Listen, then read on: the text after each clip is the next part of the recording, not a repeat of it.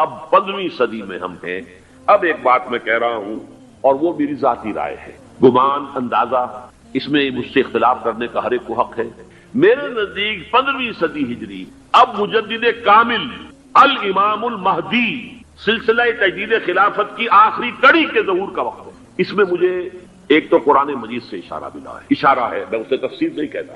میرے نزدیک قرآن مجید میں چند آیتیں سورہ مدثر کی اور چند آیتیں سورہ انشقاق کی بڑی عجیب ہے. سورہ مدثر کی آیات میں حضور کی آمد کا نقشہ کھینچا گیا ہے.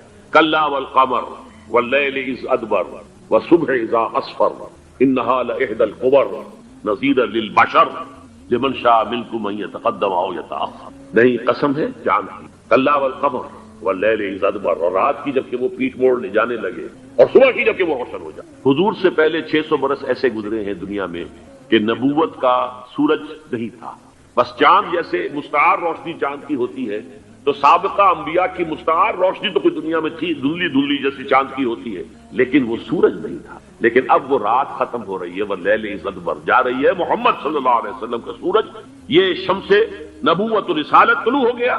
والصبح اذا اسفر انہا لإحدى الكبر.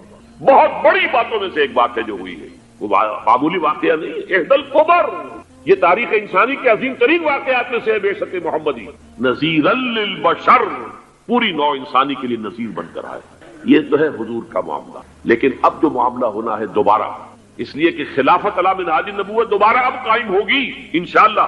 حضور کے بعد میں آپ کو بتا چکا ہوں، خلافت راشدہ ختم ہونے کے بعد سے زوال زوال زوال زوال زوال زوال زوال زوال زوال، تھوڑا سا 2.5 سال کا 2 سال کا وقفہ آیا ہے حضرت عمر بن عبدالعزیز، ورنہ زوال زوال زوال زوال زوال.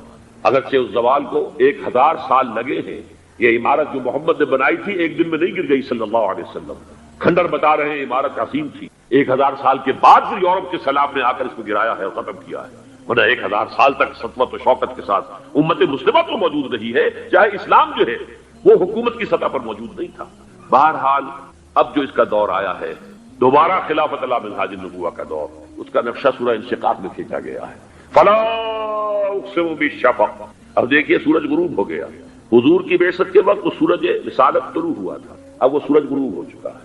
سورج کے غروب ہونے کے بعد صرف روشنی رہ جاتی ہے شفق کی، سرخ سی، بس وہی باقی رہ گئی. اور باقی کیا رہ گیا؟ بدا الاسلام غریبا وسعود کما بدا فطوبى للغرباء. فلا اقسم بالشفق واللیل وما وسق. رات کی سی تاریکی ہے اور جو کچھ اس نے اپنے اندر جمع کر لیا ہے. والقمر اذا اتسق، اور قسم ہے چاند کی جب کہ وہ بھر جائے. پورا بھرتا ہے کتنے دنوں میں؟ 14 دن. اور 14 صدیوں کے بعد اب پہلی صدی کا جس نے کہ تجدید کامل کی عمر بن عبدالعزیز، 14 صدیوں کے بعد اب 15ویں صدی میں الامام المہدی کے ظہور کا وقت قریب ہے. اب جو کچھ مجھے حضرت امام المہدی کے بارے میں کہنا ہے، دوبارہ اپنی بات کہہ رہا ہوں، یہ میرا ذاتی گمان ہے، اختلاف کیا جا سکتا ہے. میرا گمان یہ ہے کہ یہ اب جو مجدد آئیں گے وہ حضرت مہدی ہوں گے. پہلی بات تو یہ جان لیجئے کہ مہدی 2 ہیں، ایک شیعوں کے مہدی، ایک سنیوں کے مہدی. ان میں بڑا فرق ہے. شیعہ حضرات مہدی کو مانتے ہیں، وہ ان کے 12ویں امام ہیں. ان کے عقیدے کے مطابق انہیں پیدا ہونے کے فوراً بعد اس اندیشے سے کہ انہیں قتل کر دیا جائے گا ایک غار میں چھپا دیا گیا تھا. تقریباً 1200 برس سے وہ اس غار کے اندر ہیں. وہ روپوش ہیں، چھپے ہوئے ہیں، اسی لیے انہیں امام غائب کہا جاتا ہے. اور اب ان کا انتظار ہو رہا ہے، اس لیے انہیں امام منتظر بھی کہا جاتا ہے. اس لیے شیعوں کے دارالعلوم جو ہوتے ہیں دارالعلوم المنتظر، وہ اس لیے کہ ان کا انتظار کیا جا رہا ہے. تو یہ ہے اب وہ ان کا خیال ہے کہ آخری دور میں، آخری زمانے میں وہ ظاہر ہو جائیں گے، غار سے نکل آئیں گے. دیکھیے میں اس عقیدے کو اس بنا پر رد نہیں کرتا کہ یہ ناممکن ہے کہ کیسے کوئی شخص جو ہے 1200 برس تک کسی غار کے اندر زندہ رہ سکتا. نہیں، میں سمجھتا ہوں ممکن ہے. 300 برس تک اصحاب کہف رہے کہ نہیں رہے؟ سوئے رہے. 300 ایئرس ہم مانتے ہیں. حضرت عیسیٰ اسی حیات عرضی کے ساتھ 2000 سال سے موجود ہیں آسمان پہ کہ نہیں؟ آپ کو معلوم ہے حضرت عزیر 100 برس تک مرنے کے بعد دوبارہ زندہ کر دیے گئے. فَأَمَاتَهُ اللَّهُ مِائَةَ عَامٍ ثُمَّ بَعَثَهُ. تو ناممکنات میں سے کوئی سوال پیدا نہیں ہو. لیکن یہ کہ آیا کوئی امامت معصومہ کا تصور قرآن اور حدیث سے ہمیں ملتا ہے؟ پھر یہ کیا یہ موروثی امامت کہ حضرت علی کی نسل جو حضرت فاطمہ سے چلی ہے اسی میں یہ امامت ہوگی؟ اس کے لیے ہمارے پاس کوئی دلیل نہیں ہے، ہم اس کو تسلیم نہیں کرتے. ہم تو سمجھتے ہیں کہ معصومیت ختم ہو گئی محمد الرسول اللہ صلی اللہ علیہ وسلم پر. خاتم المعصومین ہے محمد الرسول اللہ. اب ان کے بعد تو اجتہاد ہے اور خلافت ہے. عام معاملات میں اجتہاد ہوگا، نظام خلافت کا ہوگا. تو ہمارے نزدیک جو میں جس مہدی کا نام لے رہا ہوں وہ مہدی ہے جو ایک مجدد ہوں گے، جیسے کہ مجددین کے نام میں نے آپ کو گنوائے ہیں، مجدد الفسانی ہو، شاہ ولی اللہ ہو، سید احمد بریلوی ہو، شیخ الہند ہو، ایک ہوں گے انسان پیدا ہوں گے انسانوں کی طرح عام طور پر اپنی عمر کو پختگی کو پہنچیں گے، پھر وہ سامنے آئیں گے منظر پر، پھر وہ کام کریں گے، قیادت کریں گے، عرب میں ان کا ظہور ہوگا۔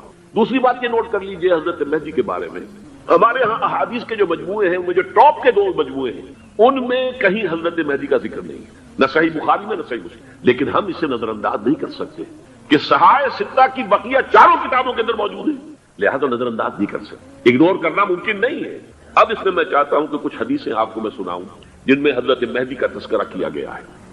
پہلی ہے وعن عبداللہ ابن مسعود قال قال رسول اللہ صلی اللہ علیہ وسلم، حضرت عبداللہ ابن مسعود سے روایت ہے، وہ فرماتے ہیں کہ حضور نے ارشاد فرمایا لا تذهب الدنيا حتى يملك العرب رجل من اہل بیتی، یہ دنیا ختم نہیں ہوگی جب تک کہ عرب پر میرے اہل بیت میں سے ایک شخص کی حکومت قائم نہ ہو۔ اور آپ کو معلوم ہے کہ آج تک عرب پر حضور کے اہل بیت کی کوئی حکومت قائم نہیں ہوئی، اور جب قائم ہوئی بھی تھی حضرت علی کو اگر شمار کیا جائے، اس لیے کہ حضور نے وہ جو مشہور واقعہ ہے کہ ایک چادر میں لے لیا تھا حضرت علی کو اور حضرت فاطمہ اور حضرات حسنین کو، اللہم ہؤلاء اہل بیتی، اے اللہ یہ بھی میرے اہل بیت ہیں، تو حضرت علی کی بھی حکومت منعقد نہیں ہوئی، پورے عالم اسلام پر ان کی حکومت نہیں تھی، اس لیے کہ شام اور مصر دونوں صوبے جو ہیں انہوں نے ان کی اطاعت قبول نہیں کی، اس حوالے سے یہ معاملہ ابھی ہونا ہے۔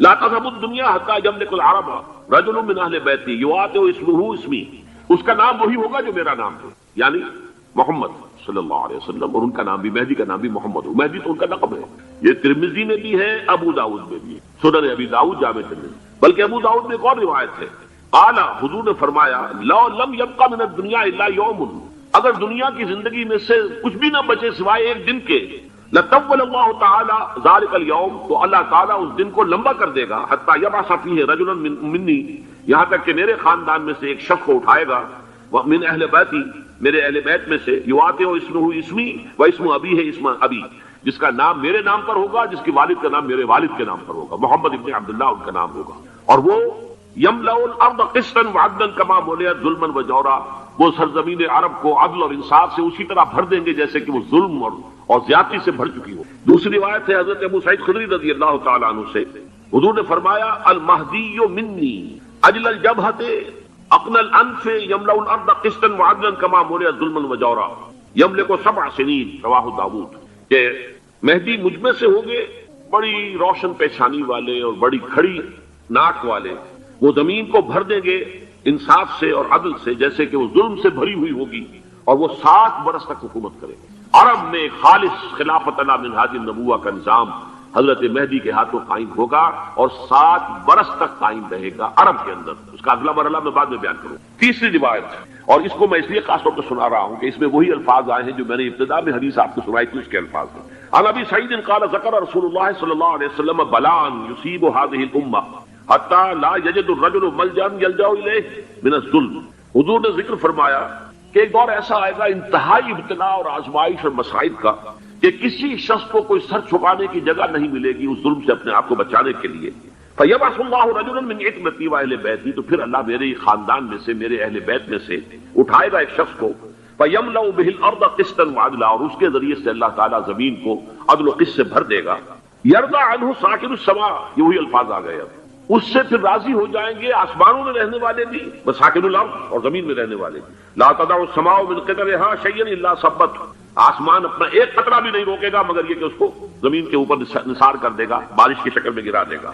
ولا تدع الارض من نباتها شيئا الا اخرجت، اور زمین اپنی پیداوار میں سے کوئی شے نہیں چھپائے گی، نہیں روکے گی مگر کچھ ظاہر کرے گی۔ یا یہ کہ دنیا میں اقتدار کہ کسی مسند پر انسان بیٹھا ہے، یا یہ کہ کوئی اس کے ہاتھ میں اختیار نہیں، یہ تمام جو حالات انسان پر طاری ہوتے ہیں، ان کے جواب میں جو طرز عمل فکری اعتبار سے اور عملاً انسان اختیار کرتا ہے، اس کے 4 درجے ہیں۔ پہلا درجہ ہے انتہائی گمراہی، ضل ضلالا بعیدا، وہ کیا ہے؟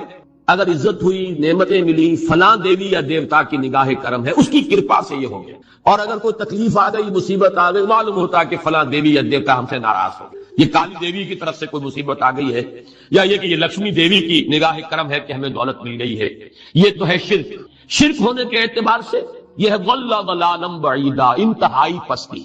اس پستی سے اوپر آئیں گے تو توحید کی پہلی منزل ہے، عزت بھی اللہ نے دی، اگر کوئی تنگی آ گئی، فقر، تکلیف، کوئی ذلت، رسوائی، یہ بھی اللہ کی طرف سے۔ ایک اعتبار سے تو انسان ہدایت پر آ گیا، بڑی گہرائی تھی اس گندگی کی اور اس خباثت کی جو شرک جس کا نام ہے، اس سے انسان نکل آیا نجاست سے۔ توحید تو ہے لیکن ابھی اس میں اس کی گمراہی کا ایک ایلیمنٹ شامل ہے، اور یہ گمراہی سے جب تک آگے نہیں آئے گا، اوپر نہیں ابھرے گا، اس کا طرز عمل کیا ہوگا؟ کہ ذرا کچھ مل گیا، عزت مل گئی، پھولے نہیں سما رہے، اب زمین پر قدم نہیں ٹک رہے، گردن اکڑ رہی، کہیں محرومی ہو گئی، کوئی تکلیف آ گئی، کوئی مشقت، فقر آ گیا، اب بجھ کر رہ گئے۔ ان دونوں کیفیات میں انسان کا پینڈولم جو ہے وہ ایکسٹریم کو جائے گا۔ یہ کب ہوگا؟ جبکہ انسان یہ سمجھتا ہے کہ اس دنیا میں جو دولت مل گئی یا عزت مل گئی تو یہ گویا کہ بڑی کوئی قابل فخر شے ہے، اور اگر یہاں پر کوئی تکلیف آ گئی، کوئی مصیبت آ گئی، فقر و فاقہ آ گیا تو یہ گویا کہ بہت ہی اہانت آمیز شے ہے۔ اگر یہ انسان سمجھے گا تو طرز عمل وہ نکلے گا نتیجے کے طور پر جو میں بیان کر چکا ہوں، یہ گمراہی ہے۔ اس گمراہی سے نکلیں گے تو آپ کس مقام پر آئے؟ دوسری منزل ہدایت کی کیا ہے؟ نہ یہ عزت ہے نہ یہ ذلت ہے، دونوں حیثیتیں برابر ہیں، یہ امتحان ہے۔ اسی لیے ان دونوں آیتوں میں ایک لفظ قدر مشترک ہے، اذا مبتلاہ فاما الانسان اذا مبتلاہ ربہ فاکرمہ ونعمہ، یہ بھی ایک ابتلا ہے۔